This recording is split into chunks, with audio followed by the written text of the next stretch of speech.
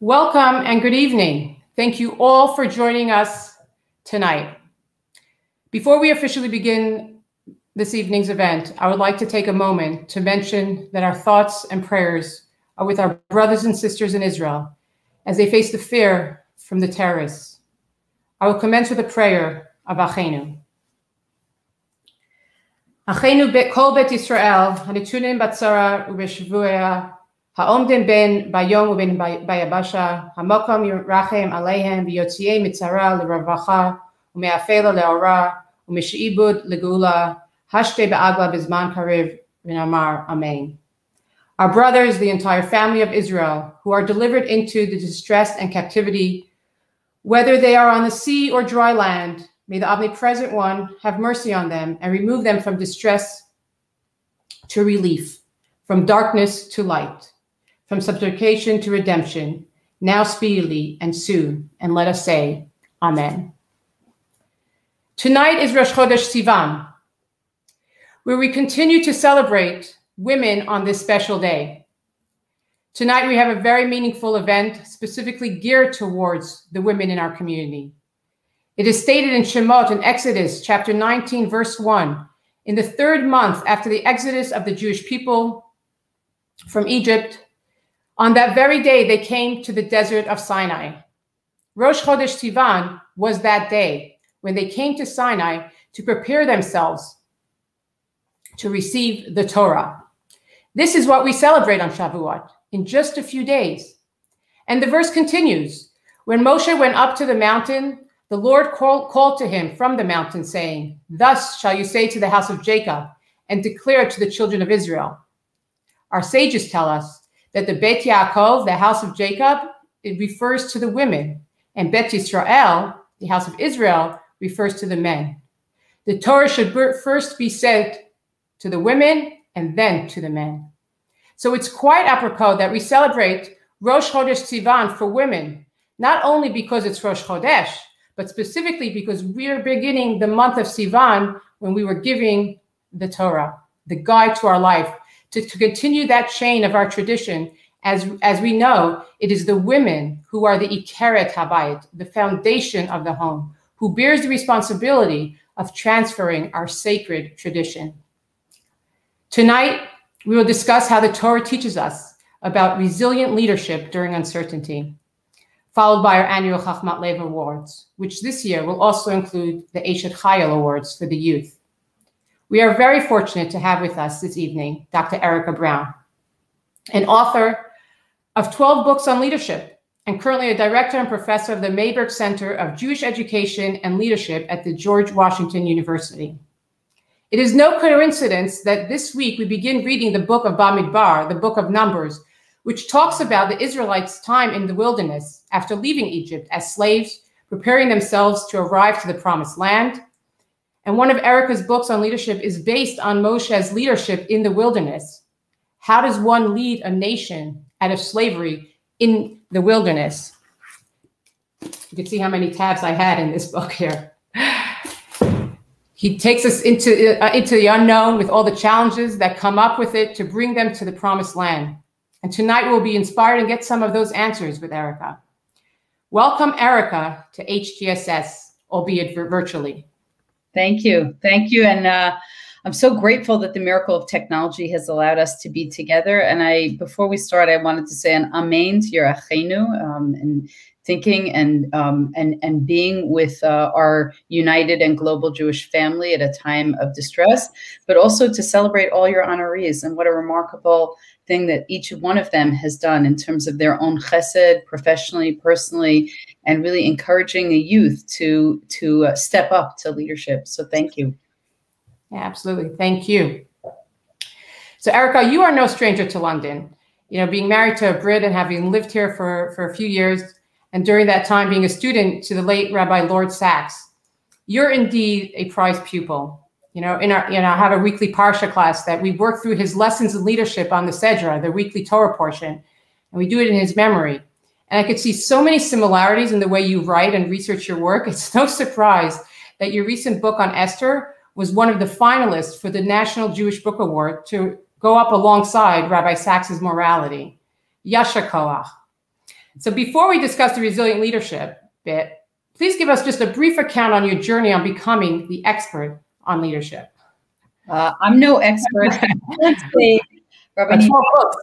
I can't say that I was the prize student. I can say that he was the prize teacher, and his death has created a terrible black hole for me, and quite inexplicable. And, you know, it's the mark of such a fine teacher that even though I was not in his classroom for all these over 30 years, his learning stays deep within me. And just thinking about him gets me a little verklempt. So thank you for the learning that you do in his memory.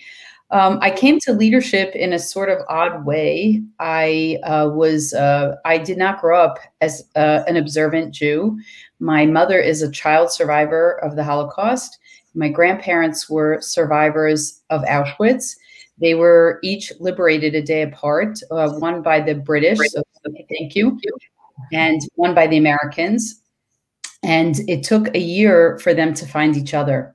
So my grandfather was taken by the Haganah. He had nowhere to go. His village in Zakrzewicz in the south of Poland, everyone had been removed from the village and killed in one day. He and my grandmother managed to escape with my mother, but they separated in order to preserve their lives.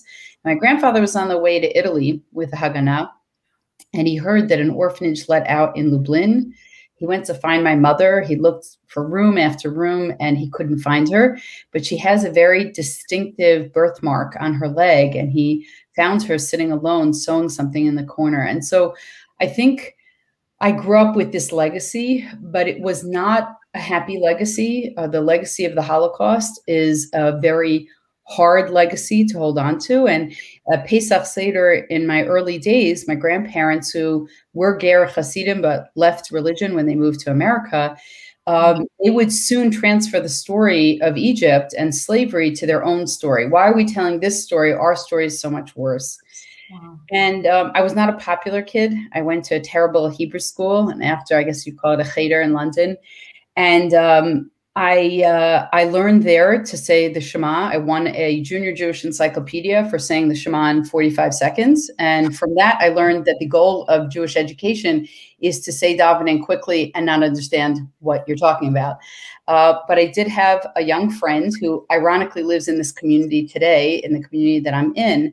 And we were probably 11 years old, and he asked me if I wanted to go to a Shabbaton. I didn't have a whole lot of friends, so I was so excited to be and honored to be invited to something. I had no idea what a Shabbaton was, but it was for NCSY, which is an Orthodox youth group in the United States. And I became very, very involved and took leadership roles in that organization. And I saw something that I didn't see in my house growing up, which was a Judaism of absolute joy, where people closed their eyes and they prayed and they danced and they sang. And it was like standing on the outside of a candy store and saying, I want into all this. And but it takes a long time to go into all that and to learn how to read Hebrew properly and to go to a Jewish school, which I did in my when I was 16, in the middle of my high school experience, and made a lot of personal sacrifices. You know, it's not easy to keep kosher in a house which is not kosher. It's not easy to keep Shabbat when everyone in your home is driving and going to the beach, whatever they're doing.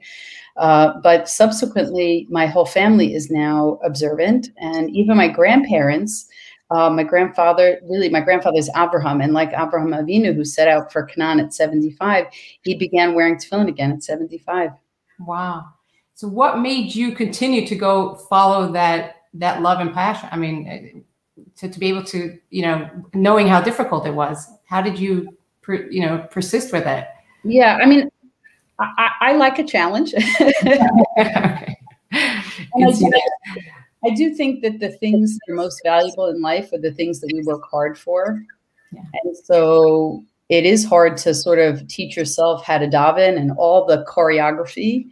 And maybe that's why I'm very, very sensitive in shul when to people being friendly or not friendly. And just saying this is like a learning to hold on to when we do go back to our shuls in full force.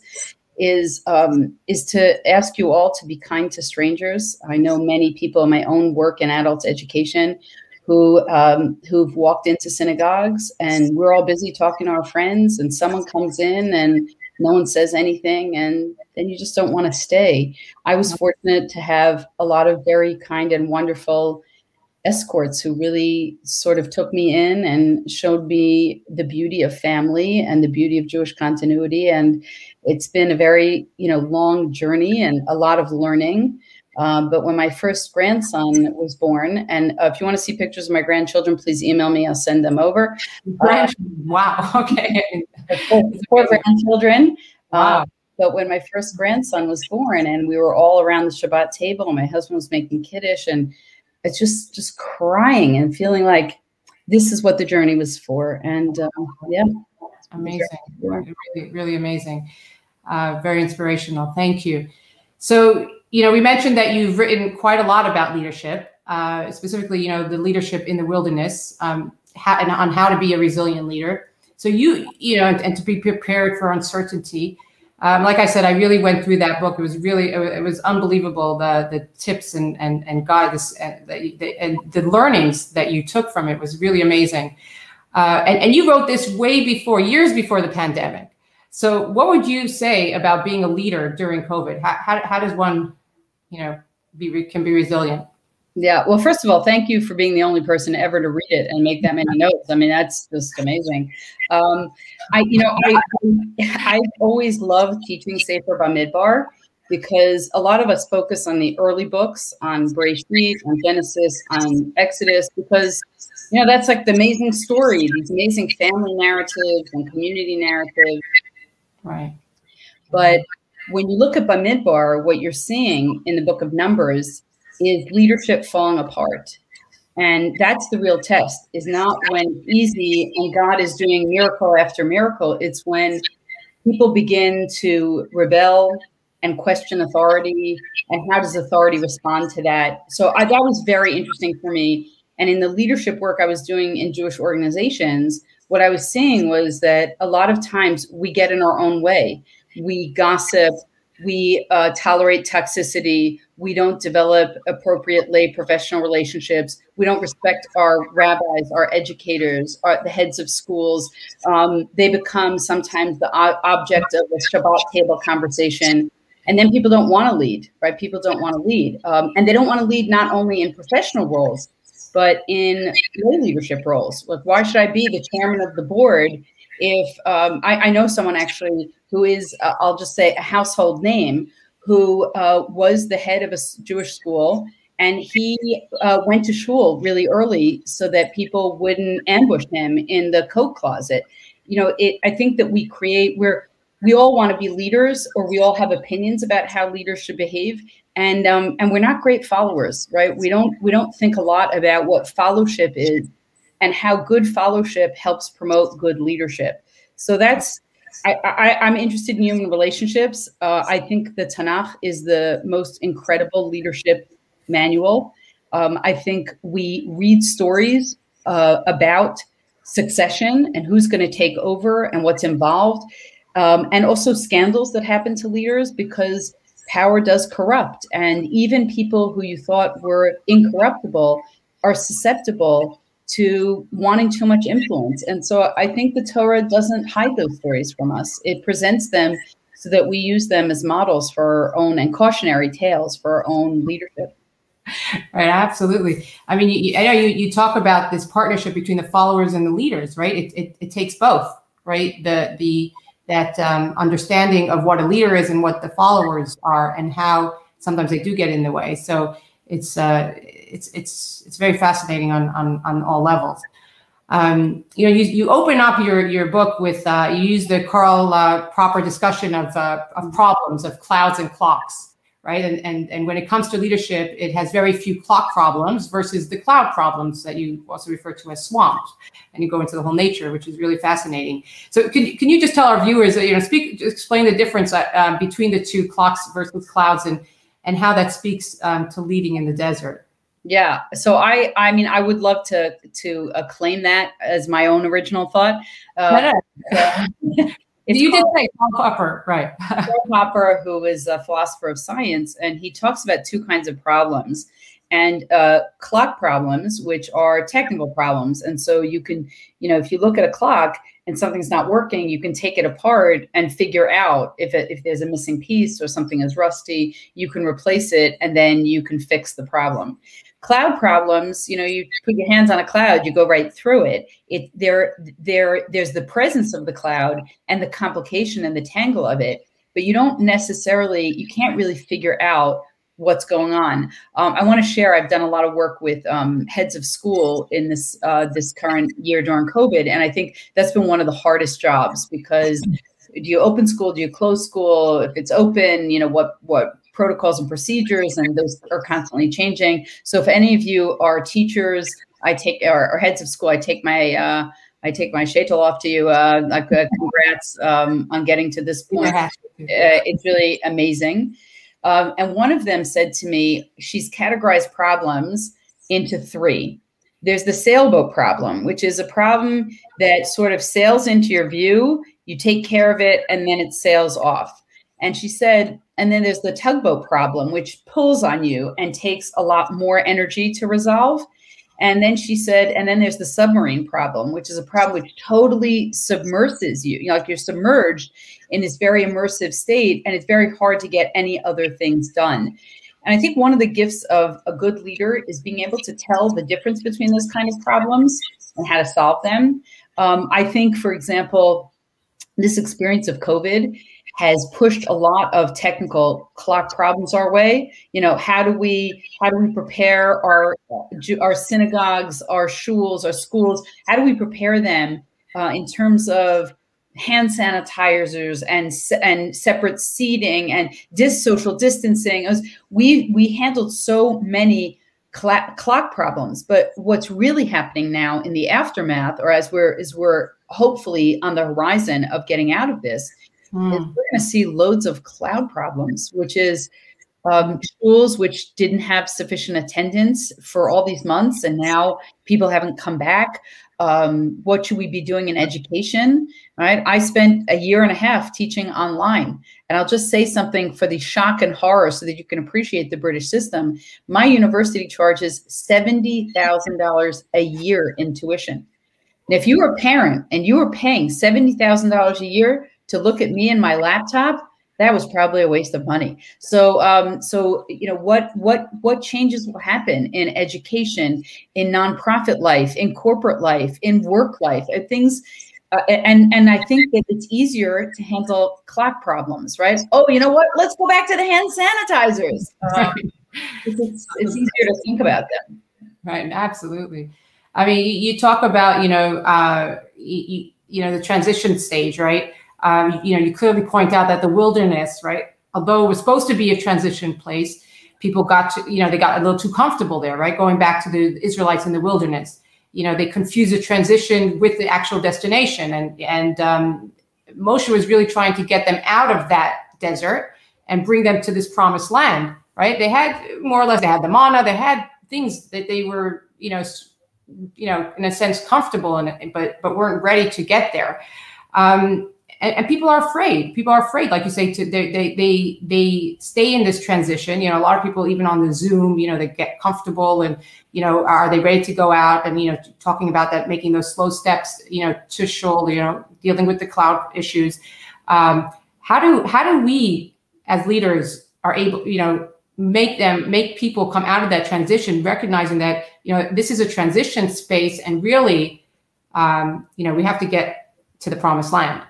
Yeah, so I'm so glad you said that, because I think a lot of people, when they're in a transitional place, like a liminal space, an in-between space, you tend to think that wherever you are is where you'll always be.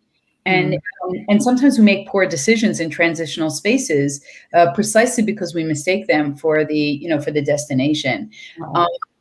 One of the things that's very striking to me as a Jewish ritual of transition, the most liminal space, right? The in-between space in our lives, the physical space, is a door, right? A door is not an exit, and it's not an entry point, right? It presents a possibility, and there's always that threshold, what we call in Hebrew, the petach, that space that you have to sort of climb over, right? Step over, that presents a new vista. And we can be very comfortable where we are. I believe that in terms of learning, comfortable people don't really grow. So there has to be some agitation to get you to cross in the liminal space. Now we have a beautiful, beautiful custom, a halakha practice, which is that in liminal spaces like doors, we put up a mezuzah. So usually you go through a liminal space by yourself. But when you look and you see the Shin, which stands for Shaddai, which is God's protector name, and you have the mission statement of the Jewish people, the Shema inside, right, the cloth inside the mezuzah, you're really going through every situation, every difficult transition with the sense that God and your people, the mission statement of the Jewish people, is with you. And I think in an article I read on resilient leadership, they said the goal isn't to bounce back. It's really to bounce forward. It's really to take the learnings that we've had, so much introspection, so much loss, so much disappointment, and ask ourselves, you know, what have we learned from this? Can I tell a story? Do you mind? Yeah, please, go ahead. So I read a lot, and I read a remarkable work by Nadia Bolz-Weber, who's a Lutheran minister. She's covered in tattoos. She runs a church in Denver called the House for All Sinners and Saints. I don't know if there's two separate entrances, but it's just such a funky idea. Right. And I was thinking about this because it's been a year of so many disappointments. And I don't mean only very large disappointments and losses. I lost my father-in-law this year, and many, many people who lost parents this year. And my heart goes out to any of you who have suffered those losses. And then the indignity of not having a proper funeral, of not, you know, the fact that Rabbi Sachs was buried and so few people were in attendance was added pain to the loss. And then there's all those small disappointments, you know, the weddings that didn't take place, or they didn't take place the way you wanted, the bar mitzvahs, the graduations. And sometimes we minimize those small disappointments because, you know, at least this didn't happen. At least I didn't get COVID. And one of the things I think that helps people get through, Batya, is when you actually name the disappointments that you have, and don't try to repress them, but name them. And one of the things that this Nadia Bolz-Weber said is when new members join her church, she says to them, listen, I just want you to know, I'm going to make mistakes. We're going to make mistakes, and we're going to disappoint you. So I want to know before you become a member, are you going to stick around after I disappoint you? And then isn't that great? And then she illustrated with a story. She was supposed to officiate at two members who met in her church, and they were getting married, and they met there, and she was going to officiate, and they book her a year and a half in advance. And by accident, she makes a commitment in Australia. And so she cannot attend both. And she feels terrible, and she can't figure out a way out of this. And they release her from the obligation. And this congregant sends her a text and says, this is that time, isn't it? And she didn't remember what she was talking about. And the next day she wakes up and the email says, this is that time when you disappoint us and you told us that you were going to make a mistake, but we forgive you because we know that you're only human and you wanted to be here. And we love you, and we're still in. And I just want to take that as a lesson, because so many people I know in Jewish leadership spaces, like, if this doesn't meet my standards, I'm out, right? If you don't do what I asked you to do, I'm out.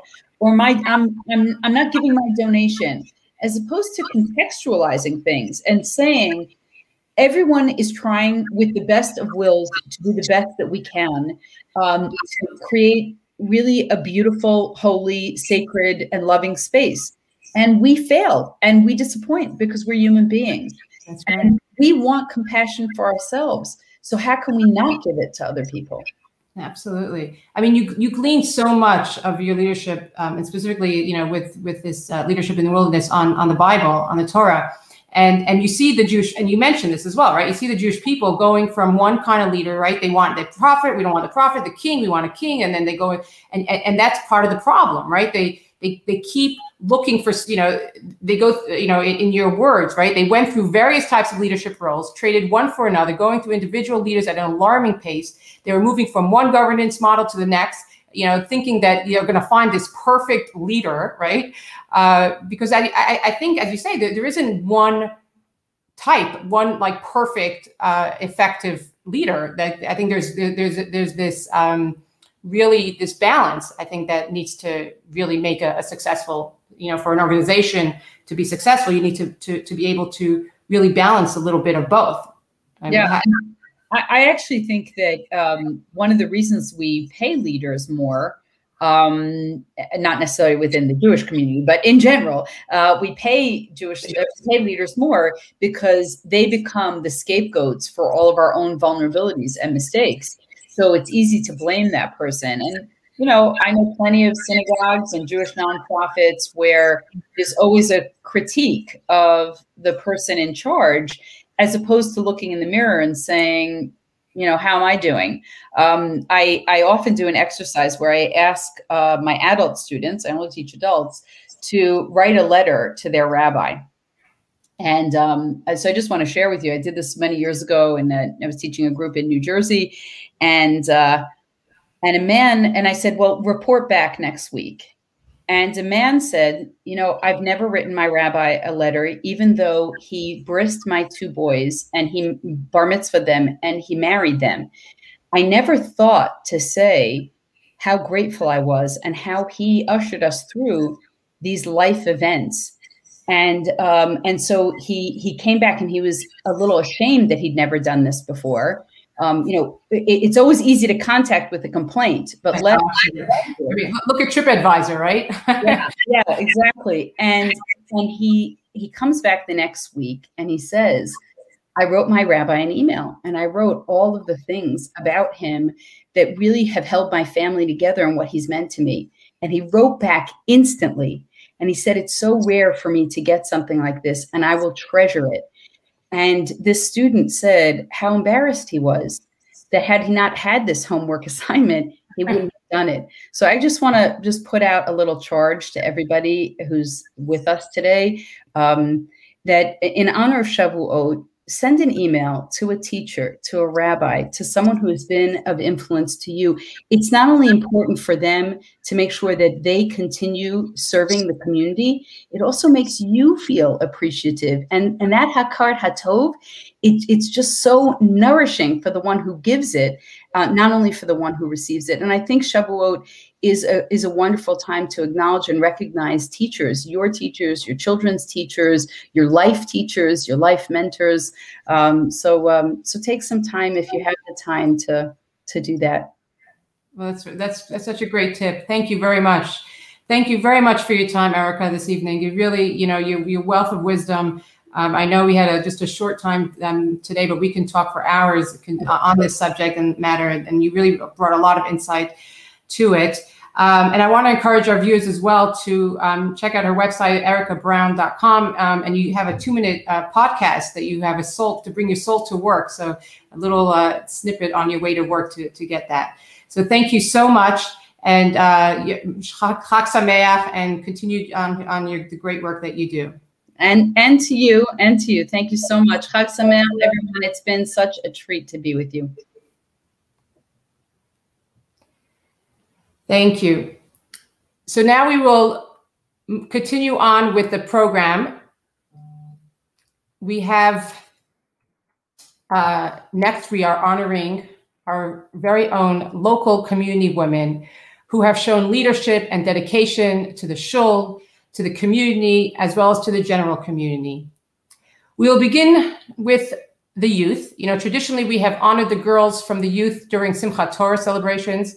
However, unfortunately, due to COVID restrictions, we were not able to hold them. So we are honored to bring you the Eshet Chayil Awards here to join together with the women of this evening. It is my pleasure to introduce our current youth worker, Gila Liebert, who will present the awards on the shul's behalf. Welcome, Gila. Hi, thank you. Thank you, Rabbanit, for your introduction, and thank you, Erica, for a very interesting talk. I think it's very fitting to have a discussion on leadership, just as we're about to thank the women of this community for all their leadership and effort towards the community and what they've done. This is Eliana and Yona, and they are our Eshet Chayil's Chochmat Lev women, and Mazel Tov. Your beautiful certificate will be presented to you on Shavuot in the youth with friends and family there as well. But I just wanted to thank you and share with the community why you're both so deserving of this recognition. Yona, you have been a source of light to the community and specifically to the youth over the years. You've given endlessly your energy, your time, creativity, and leadership. You've always got a smile on your face, and you're always willing to go the extra mile for every person, young or old.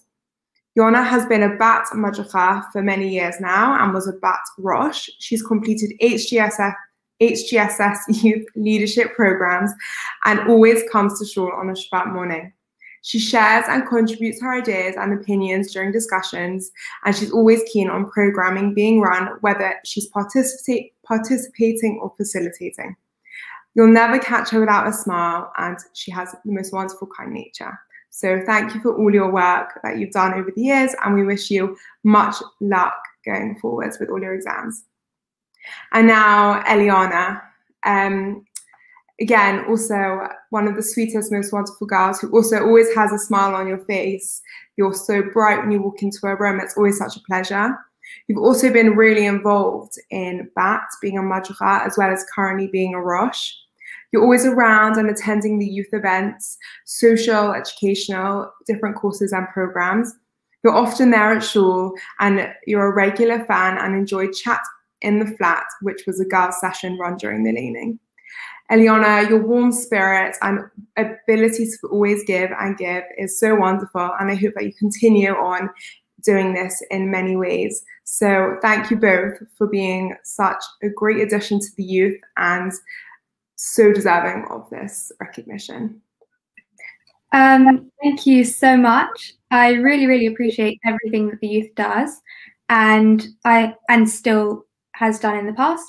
I in particular have loved my time at BAT, where I think that I've learned just as much from the kids I took in the program as they have taught me. So yeah, thank you so much.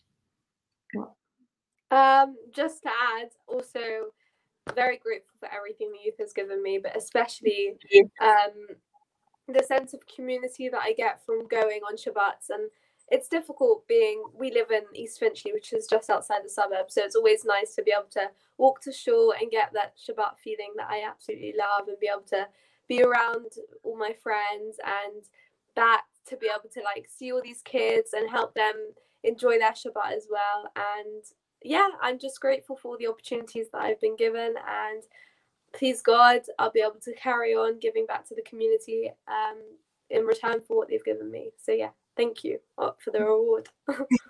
We look forward to that. Thank you guys for coming on as well and for joining us. Back to you, Rabbanit. Thank you, Gila. And Mazel Tov, Yona and Eliana. You're really amazing. May you continue to bring nachas to your family and the community at large. And we do look forward to seeing great things coming from you. So watch this space. And now we return to the Chachmat Lev Awards ceremony. You know, annually at HGSS, we hold this afternoon tea on the second day of Yontiv of Shavuot, honoring the women in our community for their outstanding efforts. This year, once again, we are holding it virtually, unfortunately, but wonderfully together. As we are getting closer to the promised land, but still in the transition stage, we're almost out. Hopefully next year, we will be able to hold it in the shul once again in person. So I will now pass on to Catherine Isaacs, the Women's Officer and Vice Chair of HGSS, who will present to the women of this evening. Mazel tov. Thank you so much, Batia, and good evening, everyone. It's such a privilege to be here this evening to present the Chachmat Lev Award to 4 wonderful women, all of whom have made such an incredible impact on our community. As we're also acutely aware, the last year has been one like no other. Whilst we've witnessed such desperately sad moments, we've also been privileged to watch so many people stepping up and contributing to the community in the most magnificent and uplifting of ways. Volunteering that has ranged from the vaccination programme itself, feeding exhausted NHS staff, food bank deliveries for those in need, hands-on care delivery, mental health provision, and beyond. There were so many incredible people doing such inspiring work, all of whom deserve awards in their own right. So the decision this year was harder than ever. Whilst we are today honouring 4 inspiring women, this does not take away from the value and gratitude the community places on all the incredible and selfless work being undertaken daily by so many others. So on to our first award for this evening. Our first recipient of the Hochmat Lev Award this year is Dr. Leora Harvard. Leora started work as a GP at Temple Fortune Health Centre in 1990. She became a partner of the entire practice in 1998 and has since served over 19,000 patients. Her work as lead clinical director at Temple Fortune Health Centre during the vaccine rollout has been simply outstanding. She has frequently survived on 3 to 4 hours sleep a night in order to ensure that the maximum number of people are vaccinated each day with no wastage. Leora set up the hub very early on in the pandemic and overcame many challenges and huge obstacles to ensure that it happened. She turned the area to the rear of the practice into a fully operational vaccine centre, and the practice has since become a centre of vaccinating excellence. Our next award goes to Dr. Karen Grossmark. Karen joined Temple Fortune Health Centre in 1992, where she has now been a partner for 20 years. She loves her job and has told us how privileged she feels to have such wonderful colleagues and staff working with her. Karen has bounds of energy and we are told is always in a good mood.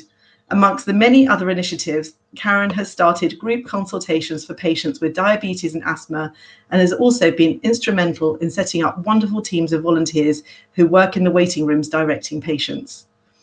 Karen worked with Leora to transform the car park at the rear of the practice into a COVID vaccination hub as part of a pilot scheme, which has so far seen around 18,000 local residents receive their jabs. Please join me in wishing Leora and Karen a huge mazel tov. Their work has been truly outstanding and completely inspiring to us all.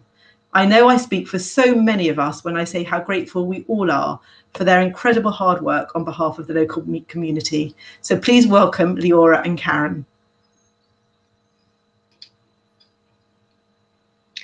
Thank you, Catherine, for those incredible words, and thank you, Robinette Butler and to Erica Brown for the powerful messages. And I've got my little sticky labels, Erica, because I'm going to read your book and try and get as many pages tagged as Robinette Butler. I just want to thank the entire community for this award. I'm not quite sure how it came to fruition. I'm not sure what the process was, but Karen and I are really blown away by the honour. And I suppose it was Karen, my can-do attitude to sign up to the COVID vaccination programme. But actually, it was the entire team, as Erica alluded to, these followers who became our leaders and jumped on board to help us because we couldn't have done it without them. So the other GPs, some of you are probably watching tonight, the admin team, the barcode scanners, the Rota Creator team, the batch invite team. It's been a huge project. There's a huge engine of activity. And a huge thanks to Rosemary Cohen, who morphed from the kiddish Rota into being our project manager. We've also been blessed to have the Hatzola paramedic team who abseiled into our marquees to help us with vaccinations and with dealing with anyone who's been unwell during the programme.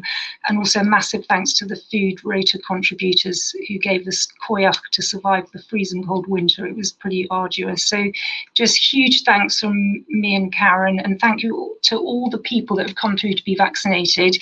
It really does feel like a temple at Temple Fortune. It's a bit like arriving at an airport, but there's no El Al flight. But hopefully, please God, with everybody being vaccinated, one day we'll all be flying off to Eretz. So just Karen, I want to say thank you. We have actually now delivered over 30,000 vaccinations to the diverse population in South Barnet. We're not quite finished. We've still got to see it through to the end, and we hope that we will have made some impact. I do miss Shul. I'm a little bit exhausted on Shabbat morning at the moment, but hope to bounce forward, as Erica said, remembering all your quotes. And just a huge thanks to the whole of the Shul for keeping the community spirit together during the last 15 months by being innovative and just all the wonderful programs that have been running. So thank you. Over to Karen.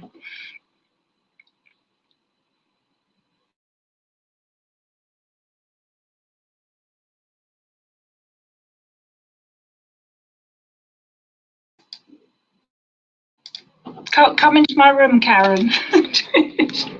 She's coming in. Coming in. I don't know what happened. Okay, sorry about that. Something happened. Really, thank you. Thank you for the honour of the award. I feel really privileged and honoured to have it. And I've learnt that it really means the heart of, find it a heart where the possibility is unfolded. And I think that that's what's happened really. The possibility has happened for Leora and I. And when we were asked to be a Wave 1 site and to be able to deliver the vaccine, let me tell you, there were nights when Leora and I thought that it was impossible. But it was a roller coaster, it was a journey.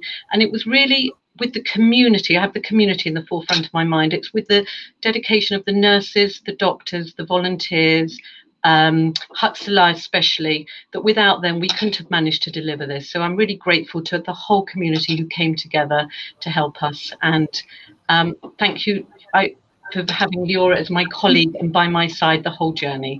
And thank you everyone, and I enjoyed listening to Erica Brown about leadership. I think that taught me a few things. Thank you. Thank you so much, Leora and Karen. And again, a huge mazel tov to you both. Thank you. Our next award goes to Sharon Drucker. To so many of us, Sharon is the calm, capable person we are lucky enough to have at the end of the telephone whenever we need anything from the shul. Sharon has worked for HGSS for 14 years, and whilst we are privileged to benefit from the untiring, quiet and sensitive work she does on behalf of the community, we are honouring her today for always going above and beyond. This award, Sharon, is for everything you do from 5 to 9, as against 9 to 5.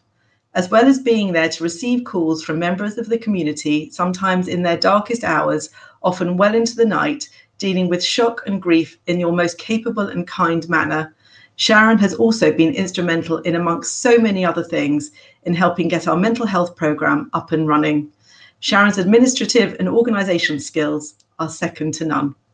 She is a very much loved, respected and dedicated member of the office team, and I know that that love and respect runs deep into the community too. Please join me in wishing Sharon a huge mazel tov on receiving this Chochmat Lev award. She's a truly deserving honoree, and we are so proud to have her as part of the team. Please welcome Sharon. Thank you, Kathleen, and everything that you do as well. I wanted to just start saying I'm very flattered and humbled, not just by your kind words, but also to receive this honour. And if I look embarrassed, I am, not least because I'm having to speak like this in public. I feel very privileged and relish my role here at HGSS. The community means so much to me, and I do try to offer my very best and hope that this is evident. Honestly, I already feel rewarded in the work I do. I mentioned this to a very dear friend, and she pointed out that the Hebrew expression, Gemilat HaChasadim, acts of loving kindness, is always in the plural form, because every time someone performs an act of kindness, there are at least two people who are gaining, the receiver and also the giver. And I am definitely on the receiving end, not least with this unexpected honour. I hope everyone knows that I'm always here to support during difficult times and also to share the happiest of times. No question is ever unimportant, and equally I love a challenge to try and solve any query, whether straightforward or not. From finding the Hebrew names of grandparents, phone numbers of kosher restaurants, to times of Shabbat in places far and wide. As we know, there is no I in team, and I would like my immediate colleagues to know how much they mean to me. Strictly in alphabetical order: Abby, Edward, Gail, Harris and Mark. We're also very lucky to have the most incredible team of HOs who really do work above and beyond, giving their time and energy to us all. There are so many other unsung volunteers who I hope realise how much they are valued. And of course the rabbinic team, who we are privileged to work alongside. So thank you again to everyone in the community who keeps me busy, makes me happy and fulfilled, and who generally make my role worthwhile. I look forward to continue serving and receiving, and most importantly, seeing you in person as we all move back to whatever the new normal looks like. As I said, it is an honour to have been awarded Chochmat Lev and an honour to be part of this great community. Thank you very, very much. Thank you so much, Sharon. Thank you. Our next award goes to Louise Norton. Louise has worked tirelessly as a core volunteer for Nefesh for at least 10 years and has always been a highly valued member of the team. She was also a Nefesh representative on the board of management for many years, where she worked hard to bring many initiatives to the table. Louise was also a volunteer for the Kiddush Rota and was involved in voluntary catering for various Yom Tovim and cooking for members of the community who were unwell. Louise also expertly helped set up and manage the shul welcoming rota for many years and ensured that there was always a warm greeting for everybody coming to the shul on a Shabbos morning. We're hoping that this lovely initiative will be resurrected soon now that people are returning to shul. These days, amongst other volunteering roles outside of the community, Louise works as a mental health act manager. In her work, she supports patients to ensure that their rights are being met. Louise, a huge mazel tov from us all on the really important work you've done for our community. You truly deserve this Chochmat Lev Award, and we are so grateful for all of your many contributions. A huge thank you from us all. Please welcome Louise. Thank you, Catherine. Thank you to all the rabbinic team, the honorary officers, and the whole community of HGSS for this very special honor. Our sages asked the question, what does it mean, wisdom of the heart? Surely wisdom lies in the brain. There are numerous suggestions regarding this, but one which really resonated with me was the suggestion that the meaning lies in the recognition of those who have gone before you, keeping their values alive. The wisdom is in my genes and of my parents of blessed memory are the source of that wisdom. So it's very special for me to be called a Chochmat Lev. It also reminds me that they taught me my responsibility as a Jew and that tzedakah is not just about giving financially, but about giving of oneself. When I had my children, I gave up my career, much to Michael's horror, and did not want to give up work. It seemed to me that volunteering for the community was not only going to allow me to be a full-time mum, but would be giving something back, as well as being very fulfilling. In that respect, it has exceeded my expectations, and I would like to thank all my friends and colleagues on the board, Kiddush Rota, as well as Nefesh Network, all my welcoming volunteers, for making my task such a pleasure. I also maintain other roles in the wider Jewish and secular communities, such as being an NHS Mental Health Act Manager, which keeps me increasingly busy these days and provides ever more fulfillment. For this and for so much more, I'd like to finish by thanking my husband, Michael, my 3 sons, Clark, Jake, and Saul, for allowing me to carry out these tasks, for always being supportive and encouraging. I'd also like to wish Mazel Tov to Karen, Leora, and Sharon. Thank you. Thank you so much, Louise. Thank you. And a huge Mazel Tov once again. I'd now like to welcome all of you back in.